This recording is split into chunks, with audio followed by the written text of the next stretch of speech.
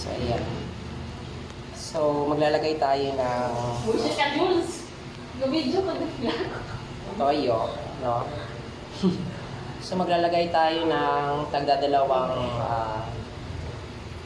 dalawang spoon na toyo bawat dalawang kilo. Ah, nasumobra. So, ito na lang.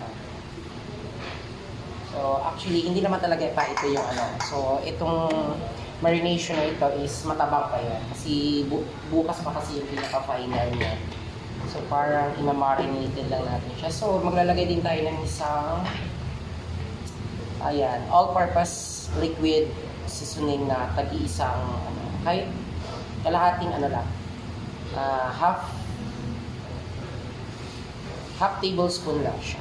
Yes. So, half tablespoon, lahat lalagyan natin.